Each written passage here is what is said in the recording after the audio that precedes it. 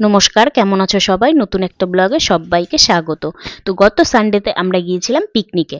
তো কোথায় গেলাম পিকনিকে তোমাদেরকে ডিটেলসে সব কিছু জানাবো এবং কিভাবে এনজয় করলাম, কিভাবে গেলাম, কোথা থেকে গেলাম সব কিছু জানাবো। পুরো ভিডিওটা স্কিপ না করে দেখতে থাকো। তো আমরা গিয়েছিলাম টিপুখোলা। টিপুখোলা হলো শিলিগুড়ি থেকে 20 কিলোমিটার দূরে একটা সবুজে ঘেরা সুন্দর পিকনিক স্পট।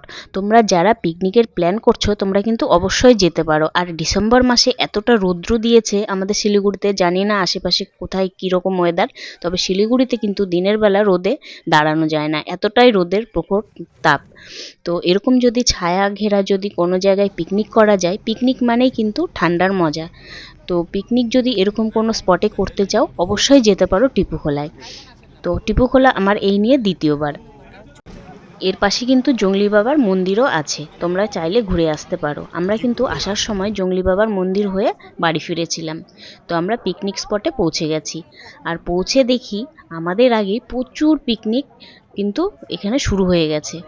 আর আমি ভাবছি যে ডিসেম্বরের ফার্স্ট মানে রবিবারেই আমরা গেছি, ডিসেম্বর 25শে ডিসেম্বর পরে। তো এতটা ভিড়, আরও তো পুরো জানুয়ারি মাস পড়ে আছে, তাহলে কতটা ভিড় হবে। তো তোমরা যদি পিকনিক করতে চাও তো সকাল সকাল কিন্তু বেরিয়ে পড়বে, না হলে কিন্তু তোমরা ঠিকঠাক সেই সুন্দর জায়গা পাবে না। আমাদের কিন্তু প্রথমে একটা গাড়ি চলে গেছিলো সকালবেলা, গিয়ে ওরা জলখাবার রেডি করছিল। তো সেই মতো রেডি হয়ে গেছে জলখাবার, আমরা কিন্তু এসে আর দেরি করিনি। আমাদের যেহেতু বেরোতে একটু দেরি হয়ে গেছিলো বলে আমরা এসে জলখাবার শুরু করে দিয়েছি। তো জলখাবারে ছিল লুচি, ফুলকপির তরকারি, একটি করে গুড়ের রসগোল্লা আর ডিম সেদ্ধ। তো জলখাবার খেয়ে কিন্তু তারপরে কফির আয়োজন চলছে। তো এদিকে কিন্তু রান্নাও চলছে। আমাদের রান্নার লোকগুলো ভীষণই ভালো ছিল আর রান্নার টেস্টও কিন্তু ছিল দুর্দান্ত। তো এখানে একটা ওয়াচ টাওয়ারও আছে, তোমাদেরকে পরে দেখাবো ভালো করে। আর যারা ঘুরতে আসতে চাও তাদেরও কিন্তু বলছি যে পিকনিক যে করতে আসতে হবে এমন কোনো মানে নেই। যারা ঘুরতে আসতে চাও তাদের জন্য বলি, ছোট ছোট কিন্তু স্টল আছে। এই স্টলগুলোতে আমি দেখলাম চা, চিকেন পকোড়া, চাউমিন, ম্যাগি সবই পাওয়া যায়। তো সারা দিনের জন্য কিন্তু একটা ট্যুর তোমরা করতেই পারো। যেমন ছোট ছোট কিছু কিছু ফ্যামিলি থাকে যারা পিকনিক হয়তো করে না বা যেতে পারে না, তারা কিন্তু নিজেদের মধ্যে এসে কিন্তু এরকম ঘোরাঘুরি করতেই পারো। তো আমাদের জলখাবারের পরে আমাদের শুরু হয়ে যায় একটু খেলাধুলো, পাসিং দ্য বল। তো পিকনিকে গেলে কিন্তু এরকম অ্যাক্টিভিটি বেশ ভালোই লাগে। তো আমাদের গ্রুপে কিন্তু সব রকম এজেরই সবাই ছিল, বাচ্চা, বয়স্ক, মিডিয়াম বয়স্ক, সবাই ছিল। এরকম না যে শুধু এক বয়সী সবাই যাব আনন্দ করব, এরকম না, এটি একটি ফ্যামিলি পিকনিক। তো খুব মজা করেছি আমরা। তো তোমরা কে কে পিকনিকে যাচ্ছ, কোথায় যাবে ঠিক করো। আর পিকনিক কিন্তু অবশ্যই করতে হবে, কারণ বছরে কিন্তু একটা মাসই এরকম আসে। একটা মাস বলবো জানুয়ারি মাসটা হয় পিকনিক, আর ডিসেম্বর 25শে ডিসেম্বর থেকে এই কয়দিন। তো পিকনিক কিন্তু করতেই হবে। তো আমাদের একটা পিকনিক হয়ে গেছে, আর দেখি কয়টা পিকনিক করতে পারি। তো জায়গাটি কিন্তু ভীষণই সুন্দর, দেখো তোমাদেরকে একটু দেখাই। এই যে ওয়াচ টাওয়ারটা বললাম তোমাদেরকে দেখাবো, চলো কাছ থেকে একটু তোমাদেরকে ওয়াচ টাওয়ারটা দেখাই। আর ওয়াচ টাওয়ার থেকে জঙ্গলটা কিন্তু দেখতে ভীষণই সুন্দর। ও আর একটা কথা বলি তোমাদেরকে, এখানে কিন্তু বেশিক্ষণ থাকতে দেয় না, 3:30 বাজতে বাজতেই কিন্তু অ্যানাউন্সমেন্ট শুরু করে দেয় যে তোমরা এখন এখান থেকে বেরিয়ে পড়ো, কারণ এখানে কিন্তু হাতি আসে।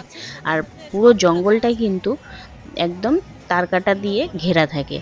তো ভিতরে যেতে দেয় না, শুধু কিছু জায়গাটুকু পিকনিকের জন্য ছাড়া আছে।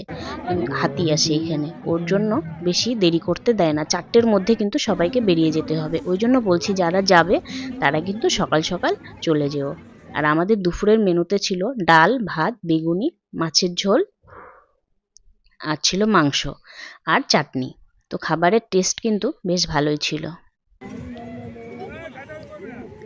আর পিকনিকে কিন্তু খাওয়া দাওয়ার থেকে এনজয় করা বা ঘোরাফেরা আনন্দ করাটাই বেশি।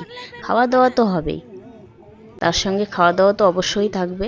আর আমাদের কিন্তু এই পাসিং দ্য বল তোমাদেরকে তখন বলা হয়নি, এতে কিন্তু গিফটও ছিল।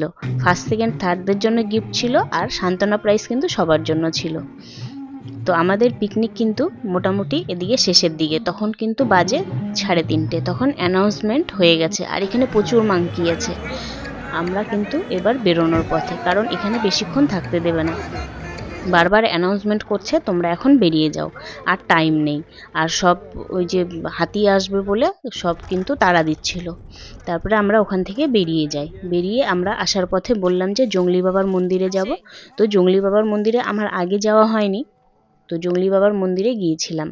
আর মন্দিরটা কিন্তু খুব সুন্দর। আর এখানেও দেখো এই যে কাঁটাতার দেওয়া আছে, যেহেতু হাতি আসে বলে মন্দিরটাকে পুরো ঘেরা আছে, না হলে হাতি এসে মন্দিরে হয়তো ঢুকে পড়বে, তার জন্য তার কাটা দেওয়া আছে। এটি একটি শিব মন্দির, জংলি বাবার মন্দির নামে পরিচিত। তো মন্দিরটা ভিতরটা কিন্তু খুব সুন্দর। মন্দিরের একদম ভিতরে কোনো ফটোগ্রাফি অ্যালাউ নেই, যার জন্য তো আজকের ব্লগটা এখানেই শেষ করছি। কেমন লাগলো অবশ্যই জানিও, ভালো লাগলে একটা লাইক করে দিও। আর সবাইকে জানাই অ্যাডভান্স হ্যাপি নিউ ইয়ার। ভালো থেকো, সুস্থ থেকো, টাটা।